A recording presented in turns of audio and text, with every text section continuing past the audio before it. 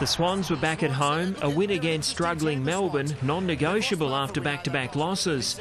The Demons needed to dig deep to be competitive at the SCG. Watts, Green and Liam Jara came into the side, but the early signs weren't good. Kieran Jack had the opening two majors. He lines it up and puts it through. What a start for Kieran Jack. Another tough nut, Luke Parker slammed through the third goal. Quick snap is a good snap from Parker. Danger signs for the visitors as Lewis Jetta strolled through the defence. Jetta, the recipient, spears it to goal and it bounces all the way through. They've got the answers. They had 7-0 on the board before quarter time. Josh Kennedy collected 2, Sydney up by 40 points at the first break. The misery continued for the Demons as Jetta did as he pleased. He was feigning to use Dennis Lane but decided to go on his own and he's worked it back for a goal.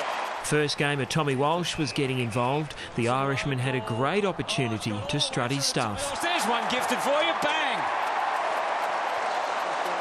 With less than 10 minutes to go for the quarter, Nathan Jones finally broke the duck for the visitors. Here's Jones with an opportunity and he's willed it home and finally they break through. But it was a brief respite as some woeful defensive work allowed Ryan O'Keefe to goal. There's a pretty simple mark to O'Keefe, who's having a field day. At the main break, the Swans were 59 points ahead and their momentum continued into the third. Well-placed ball into the forward line and again Tommy Walsh.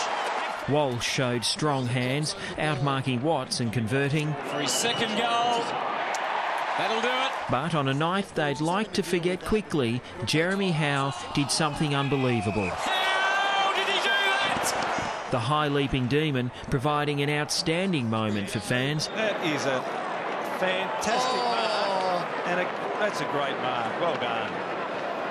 Before normal transmission resumed. Dennis Lane has got his mind on the job of trying to secure a place in this Sydney team, and that'll help his cause. The Swans were celebrating 30 years in Sydney in style. Timing is everything, and Jack had it nailed to perfection. At the final break, the lead was out to 86 points, and there was no respite. Just work it out his head. The rest is history. A percentage-boosting victory with all the bells and whistles. And that's well placed, McGlynn. Going through the motions. What about that?